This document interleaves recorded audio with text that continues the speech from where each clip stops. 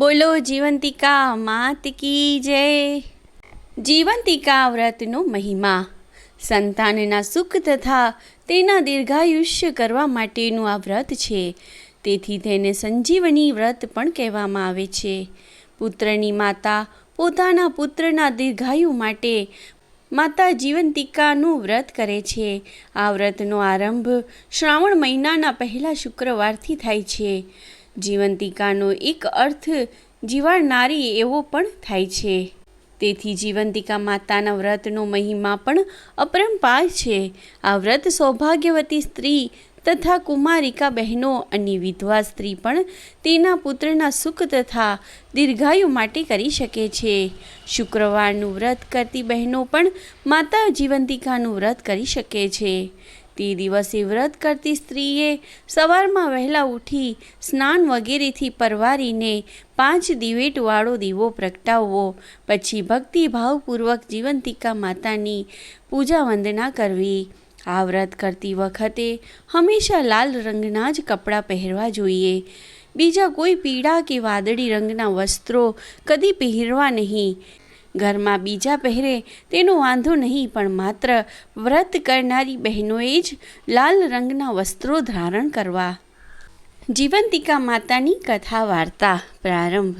બહુ પ્રાચીન સમયની વાત છે। હજારો વર્ષ પહેલાં ભારતની ભૂમિ પર કૌશલ્ય નામનું એક રાજ્ય હતું। ત્યાં આગળ રાજરાજેન્દ્ર નામનો એક પરમ સંતોષી અને ધર્માત્મા સ્વભાવનો રાજા રાજ કરતો હતો। તે રાજાના રાજ્યમાં પ્રજા સર્વ વાતે સુખી અને સમૃદ્ધ હતી। કદી દુકાળ પડતો ન હતો, કદી કોઈનું અકલ્પ્ય મૃત્યુ થતું ન હતું। રાજા પ્રજાવત્સલ હતો, તો તેની પ્રજા પણ તેના જેવી જ હતી। તેની રાણી સંતોષ ગૌરી પણ પવિત્ર અને પતિપરાયણ સ્ત્રી હતી, પરંતુ આવું હોવા છતાં પણ તેમને એક વાતનું દુઃખ થયા કરતું હતું। તેમને પેટે સવા શેર માટીની ખોટ હતી। તેમને પેટે એકેય સંતાન નહોતું। બાળક વિનાનું રાજમહેલ તેમને ખૂબ સૂનો લાગતો હતો, અને આ વાતનું દુઃખ તેમને હંમેશા સતાવ્યા કરતું હતું। રાજા તો આખો દિવસ રાજના કામકાજમાં પસાર કરી દેતો હતો, પરંતુ રાણીને તેનું એકલવાયું જીવન ભારે વસમું લાગતું હતું। આ રાણીની એક દાસી હતી, તે બહુ સબળ અને બુદ્ધિશાળી હતી। એક દિવસ જ્યારે રાણી દુઃખની મારી દંડ આંસુ સારી રહી હતી, ત્યારે તે દાસી તેની પાસે આવી અને રાણીને સાંત્વના આપવા લાગી। તે બોલી, રાણીબા, આપ શા માટે રડો છો? રાણી બોલી, તું તો જાણે જ અમારું દુઃખ, તેથી અમે રડીએ નહીં તો બીજું શું કરીએ? અમારું દુઃખ તો પહાડના સમાન મોટું છે। મને તો એમ લાગે છે કે તે કદી ટળશે નહીં। દાસીએ કહ્યું, રાણીબા, દુઃખ ગમે તેવું મોટું હોય તો પણ તેમાં પ્રયત્ન કરવાથી તે જરૂર દૂર થઈ શકે છે, અને જો તમે કહેતા હો તો હું તમારા માટે પ્રયત્ન કરી જોઉં। તું શું પ્રયત્ન કરીશ? રાણીએ પૂછ્યું। દાસીએ કહ્યું, તેના માટે એક કપટ કરવું પડશે। રાણીબા, કપટ કરવું પડશે? કેવું કપટ? દાસીએ જવાબ આપ્યો, સાંભળો રાણીબા, મારી એક બ્રાહ્મણી સહેલી છે। તેને મારા ઉપર અપાર પ્રેમ અને વિશ્વાસ છે। હમણાં તેને પેટ ઓધાણ છે અને 7મો મહિનો જાય છે। 2 મહિના પછી તેની પ્રસૂતિ આવશે। તેને પુત્ર કે પુત્રી અવશ્ય અવતરશે।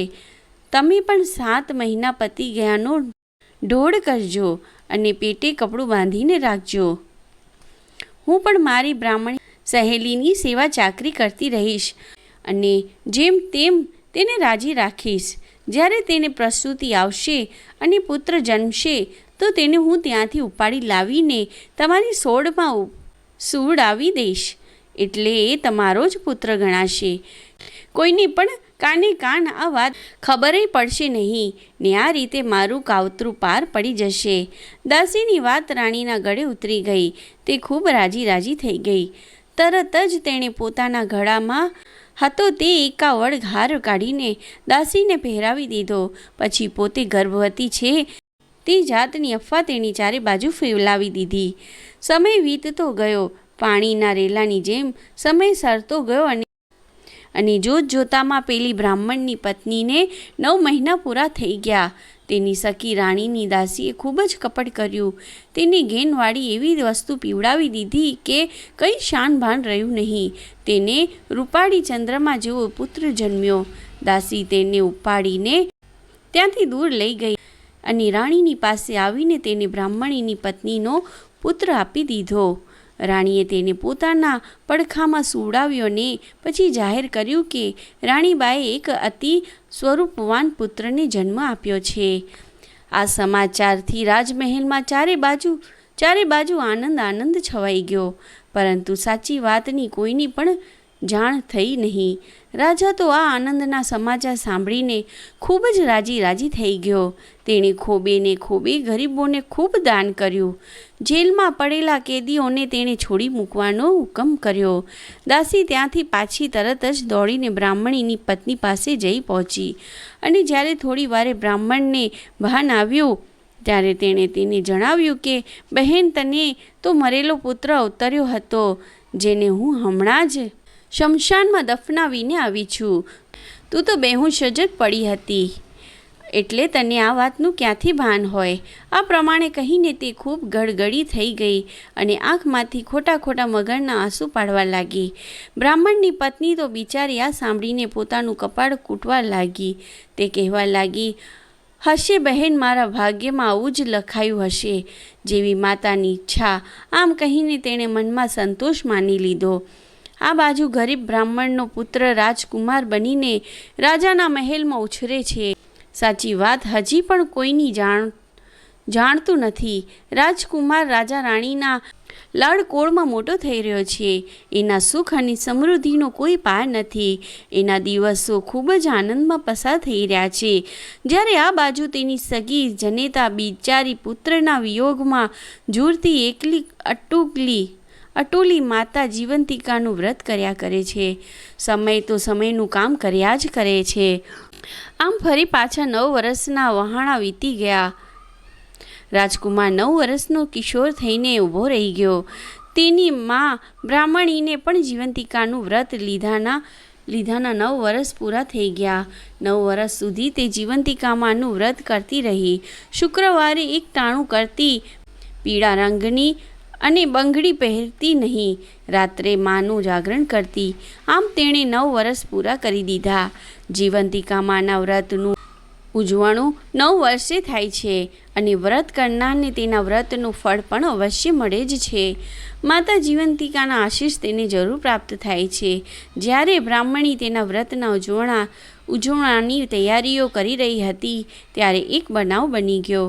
રાજકુમાર, જેનું નામ તેના પાલક માતા પિતા રાજા રાણીએ આશીષ રાખ્યું હતું, તે આશીષ તેના જેવડી ઉંમરના સરખા છોકરાઓની સાથે ગામમાં મેદાનમાં ગેંદી દડો રમવા માટે ગયો. રમતમાં તેનો દડો ઉછળીને પાસેની વસ્તીમાં એક બ્રાહ્મણના વાડામાં જઈ પડ્યો. આ એ જ બ્રાહ્મણનું ઘર હતું જ્યાં તેના સાચા માતા પિતા રહેતા હતા. આ તેને જન્મ આપનારી માતાનું જ ઘર હતું. તે વાડામાં એક નાની 6 મહિનાની વાછરણી પણ બાંધેલી હતી. રાજકુમાર આશીષ જ્યારે તેનો દડો પાછો લેવા માટે ગયો તો અચાનક તે નાની 6 મહિનાની વાછડીને માનવ જેવી વાંચા ફૂટી અને તે બોલવા લાગી, જે શોધવાનું છે તેને તો તું શોધતો નથી અને નકામો દડાની પાછળ પડ્યો છે. આ સાંભળીને આશીષ ભારે આશ્ચર્યમાં ડૂબી ગયો. તેને લાગ્યું કે આ વાછરડી તેને કોઈ ભેદભરમની વાત જણાવવા માંગે છે. એટલે તેણે વાછરડીને પૂછ્યું, તું શું કહેવા માંગે છે? વાછરડી બોલી, તું દડાને શોધવામાં તારી માને ભૂલી ગયો છે. આ રાજા રાણી કંઈ તારા સાચા માતા પિતા નથી. તે તો માત્ર તારા પાલક માતા પિતા છે. તું તારા સાચા માતા પિતાને શોધી કાઢ. આ સાંભળીને રાજકુમારનું મન ગેંદી દડાની રમતમાંથી એકદમ ઉઠી ગયું. તે ખૂબ ઉદાસ થઈ ગયો. મહેલમાં પાછો ફરીને તે સીધો રાજાની પાસે ગયો અને તેને વાછરડીની કહેલી બધી વાત કહી સંભળાવી. રાજાને પણ આ સાંભળીને ભારે નવાઈ લાગી. તેણે રાજજોશીને બોલાવ્યો અને રાજકુમારની કુંડળી જોવડાવી. જોશીએ જોશ જોઈ આપ્યા અને કહ્યું, મહારાજ, વાછરડીની વાત તદ્દન સાચી છે. તમે રાજકુમારના સાચા પિતા નથી.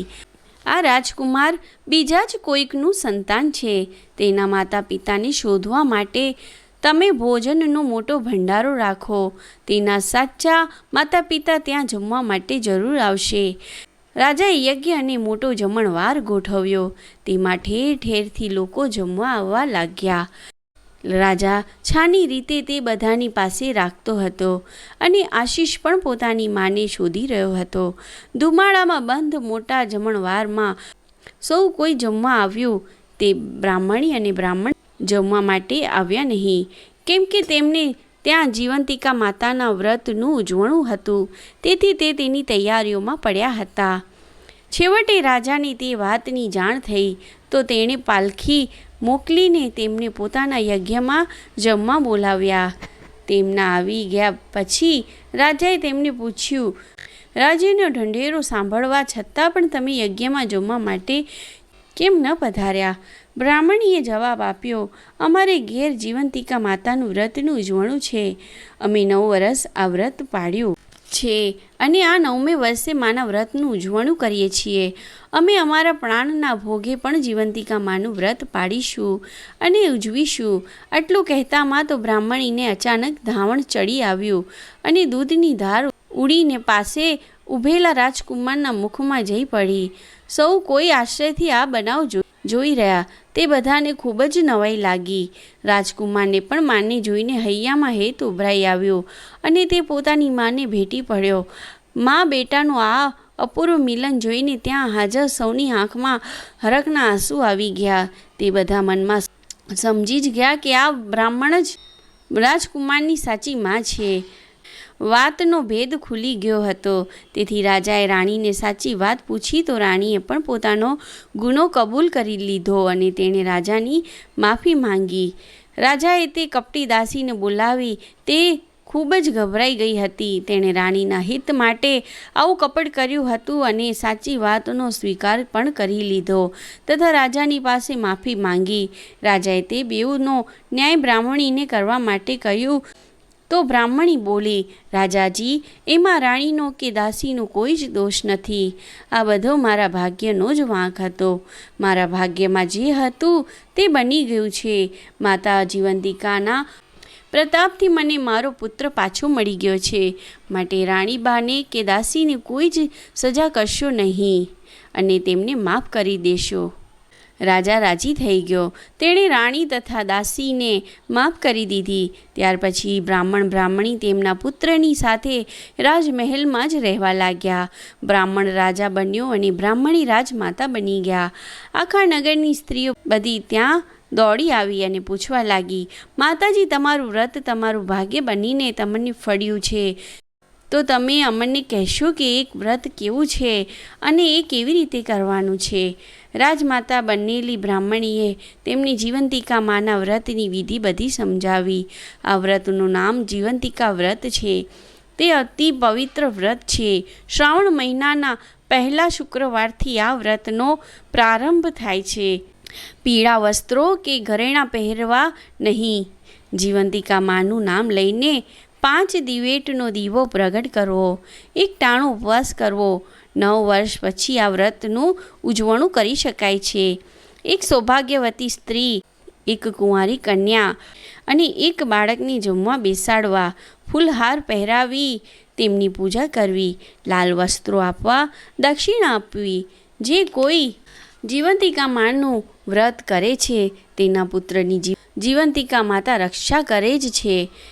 એને કોઈ ઊનો વા પણ વાતો નથી. બ્રાહ્મણીને તેને પોતાના પુત્ર મળી ગયો. એ રાજમાતા બની ગઈ. જીવંતિકા મા એના ઉપર પ્રસન્ન થયા અને એને સુખ સંપત્તિ મળી.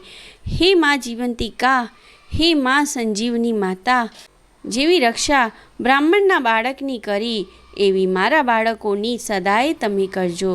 જય જીવંતિકા મા, જય જીવંતિકા મા, જય જીવંતિકા મા.